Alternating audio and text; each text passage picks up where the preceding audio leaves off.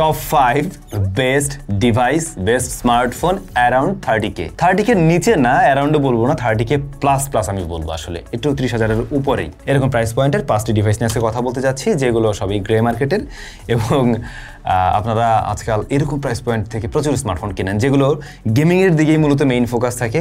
আবার কয়েকটা আমরা রেখেছি যেগুলো ক্যামেরার জন্য ভালো, ব্যালেন্স প্যাকেজও আছে। সুতরাং সবাইকে মোটামুটি কভার করা যাবে বলে আশা করছি। আমাদের আজকের ভিডিও স্পন্সর দ্য হামটেক, তাদের কাছে আপনারা এই ডিভাইসগুলো অ্যাভেলেবল পেয়ে যাবেন। ডেসক্রিপশনে তাদের ইনফরমেশন মেনশন করা আছে, একটু চেক করে দেখবেন। অলরাইট, শুরুতে আমরা কথা বলছি একটু গেমিং টাইপের স্মার্টফোন নিয়ে, যাদের পারফরমেন্স সেন্ট্রিক ডিভাইস দরকার, একটু মানে ঢুসুম গেমিং টিম করতে হবে। সোজা কথা, পারফরমেন্স ভালো চাই, বাজেট আমার একটু কম। 31 থেকে 32,000 টাকার মতো বাজেটে আপনারা 12,256 GB ভ্যারিয়েন্টের iQOO Z10 টার্বো এই স্মার্টফোনটি পেয়ে যাচ্ছেন।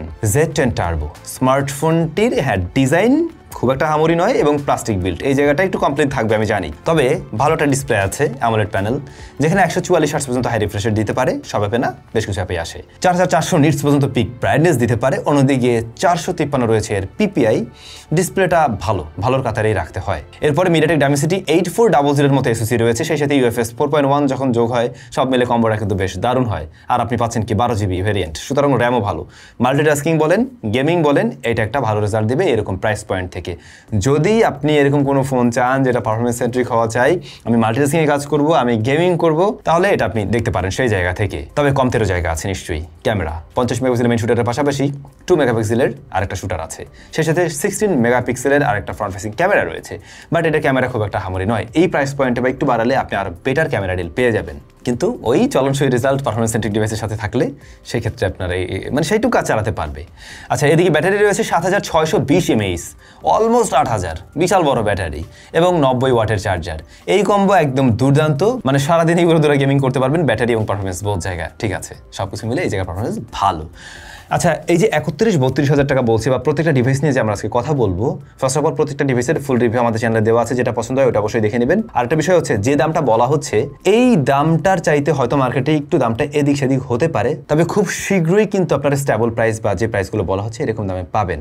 মার্কেটে এখন একটু বেড়ে আছে, কিন্তু দামটা আবার এরকম জায়গায় আসবে। সো আমাদের স্পন্সরদের সাথে যোগাযোগ রাখুন। যাই হোক, বাজেট আমার এরকমই আশেপাশেই আছে, সেই ক্ষেত্রে আমরা একটু Xiaomi লাভার, তখন গিয়ে চয়েস করতে পারি Xiaomiর Redmi Turbo 4। Redmi Turbo 4 এর 12256 GB যে স্মার্টফোনটি রয়েছে, সেই ফোনটাকে আপনি চয়েস করতে পারেন।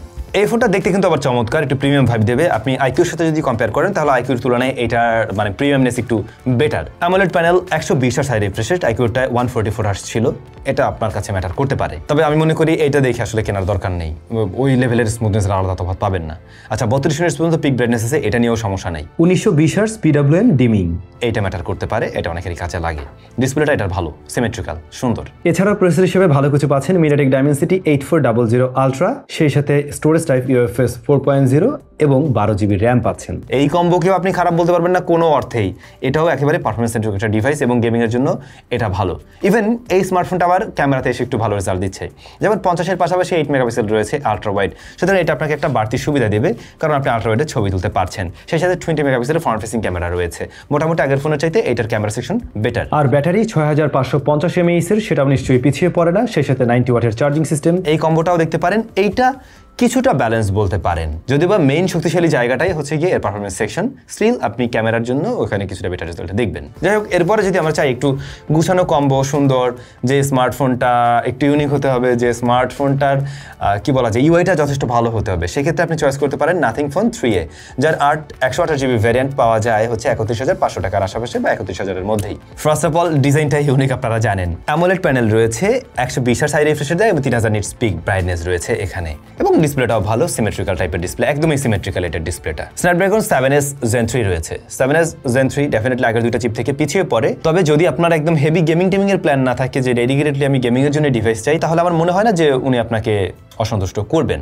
এই স্মার্টফোনটার ইউআইটা ভালো, বেশ ক্লিন, নাথিং ইউআই যারা ব্যবহার করছেন জানেন, তো সেই জায়গা থেকে হয়তো বা আপনার আবার অপটিমাইজেশন সবকিছু মিলে সবকিছু ভালো লাগবে। 50 মেগাপিক্সেলের মেইন ক্যামেরা, 50 মেগাপিক্সেলের টেলিফটো আছে এখানে, আর 8 megapixel ultra wide and front facing camera রয়েছে 32 মেগাপিক্সেলের শুটার। তো এই যে টেলিফটো, ও কিন্তু পোর্ট্রেটে এগিয়ে যাবে বাকি সবার থেকে, এবং ক্যামেরার রেজাল্ট আসলেই আগের দুটো ডিভাইস থেকে এটা অনেকটা এগিয়ে রাখে, এবং ক্যামেরার জন্য ভালো ডিল। বলছিলাম ব্যালেন্স প্যাকেজ আছে, এটা একটা ব্যালেন্স প্যাকেজ।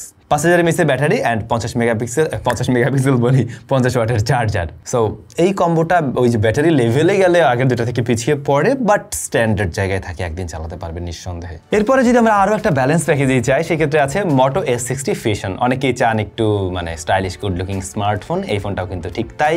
দাম রয়েছে এই ফোনের 8/256GB 32 থেকে 33,000 টাকা। দামটা একটু বেশি বেশি লাগে না, বাট এটাতেও OLED প্যানেল আছে, 120 হাই রিফ্রেশ রেট রয়েছে এবং 4500 নিটসের মতো পিক ব্রাইটনেস থাকছে। কর্নিং গরিলাগুলো 7i প্রোটেকশন করছে, আর এটা কিন্তু ইন্ডিয়ান ভ্যারিয়েন্টের ফোন। ডিসপ্লে ওয়াইজ ভালো, এটা ডিসপ্লেটা সুন্দর। এরপরে MediaTek Dimensity 7400 রয়েছে SoC হিসাবে। UFS 2.2 হলো গিয়ে স্টোরেজ টাইপ। এইটার পারফরমেন্সটা মোটামুটি অ্যাভারেজে রাখার মতো আর কি একটা জায়গায় আছে। একদম ফার্স্টের যে দুটো ফোন ছিল তাদের থেকে কিঞ্চিত পিছিয়ে পড়বে অবশ্যই, বাট হ্যাঁ এটা দিয়েও চাইলে টুকটাক গেমিং করা যায়, ডে টু ডে লাইফের কাজগুলো আবার সুন্দরভাবে হ্যান্ডেল করতে পারেন উনি। 5500 mAh এর ব্যাটারির পাশাপাশি রয়েছে 6 to 8 ওয়াটের চার্জিং সিস্টেম, আর ক্যামেরাতে 50 মেগাপিক্সেলের মেইন শুটার, 12 মেগাপিক্সেলের ultra wide shooter, and front facing camera 32 megapixel. যদি টেলিফটোকে আপনি মানে প্রয়োজন না হয় তাহলে এটার ক্যামেরার রেজাল্ট নিয়ে অসন্তুষ্ট হবেন না, বাট টেলিফটো মিস করছেন। কিন্তু আপনি চাইলে আবার পোর্ট্রেটে মানে আলাদা ফোকাল লেন্থেও ছবি তুলতে পারবেন, ডেডিকেটেড কোনো ডেপথ সেন্সর বা টেলিফটো না থাকা সত্ত্বেও। এটাও একটা ব্যালেন্স প্যাকেজ, যদি আপনার এটা মানে পছন্দ হয় তাহলে অবশ্যই এটার ফুল রিভিউটা একটু দেখে নেবেন। ফাইনালি যাকে বাদ দেওয়া যাচ্ছে না গত 1 বছর ধরে, আর তা হচ্ছে Honor 200।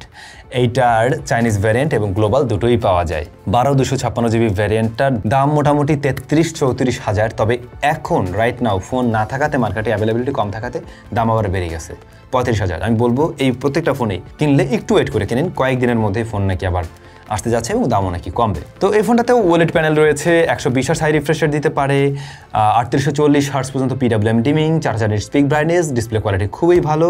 স্ন্যাপড্রাগন 7 Gen 3 রয়েছে, যেটা মোটামুটি একটা স্ট্যান্ডার্ড SoC।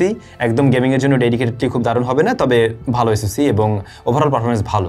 এই ফোনটা প্রচুর পরিমাণে মানুষজন ব্যবহার করছে, বাংলাদেশে অনেকেই কিনছেন। আপনাদের অভিজ্ঞতা কি কমেন্ট করে জানাতে পারেন, সেক্ষেত্রে আরেকজনের পার্সেস ডিসিশন মেক করতে সুবিধা হবে। আচ্ছা, ক্যামেরাটা অনেক ভালো এই ফোনের, 50 megapixel main shooter, 50 megapixel ultra wide, 50 megapixel telephoto and 12 megapixel ultra wide, and front facing ক্যামেরায় 50 মেগাপিক্সেল। এইটার বোথ সাইডের ক্যামেরা খুবই ভালো, অ্যান্ড টেলিফটো থাকাতে ওই যে আপনারা পোর্ট্রেটেও শান্তি পাবেন। ক্যামেরার জন্য এই ফোনটা নিঃসন্দেহে ভালো। 5200 mAh ব্যাটারি, 100 ওয়াটের চার্জারটা সবার থেকে বড়। তো এই জায়গাটাও মানে মোটামুটি স্ট্যান্ডার্ড কভার করে, যদিও এখন স্ট্যান্ডার্ড হিসেবে 6000 mAh আমরা ধরে নিই, বাট স্টিল বড় চার্জার পাচ্ছেন, হয়তো দ্রুত চার্জ করতে পারছেন সেই জায়গা থেকে। তো এই ফোনটা একটু পুরাতন হলেও মানে আগেকার মডেল হলেও এটা এখনও মার্কেট কাঁপাতে পারে, এরকম একটা জায়গায় আছে। এই প্রত্যেকটা ডিভাইসের মধ্যে কোনটা আপনাদের ভালো লেগেছে কমেন্ট করে জানাবেন। এর বাইরেও বেশ কিছু ফোন রয়েছে, যেমন ধরুন Redmi Note 15 Pro রয়েছে, তারপর iQOO Neo 9 রয়েছে, iQOO Z9 Turbo Endurance addition রয়েছে, তারপরে Moto S60 Stylus। এই ফোনগুলো আছে, ওই ফোনগুলো নিয়ে আমি আর এখানে বললাম না, বাট আপনারা চাইলে সে ফোনগুলোরও ফুল রিভিউ আমাদের চ্যানেল থেকেই দেখে নিতে পারেন, যে নামগুলো বললাম লাস্টে। পরে আপনি দেখতে পারেন কোনটা আপনার কাছে বেশি ভালো লাগে আর কি। বাট আমার কাছে এগুলো একটু বেটার মনে হয়েছে, যেখানে সাজেশন দিলাম। মানে আমরা এভাবে সেট করেছি, গেমিং, ক্যামেরা, ব্যালেন্স, বাকিটা আপনাদের ডিসিশন। সবাই ভালো থাকবেন, দেখা হচ্ছে নতুন ভিডিওতে। কত টাকা বাজেটের আসলে টপ 5 চান কমেন্ট করে জানাবেন নিশ্চয়ই।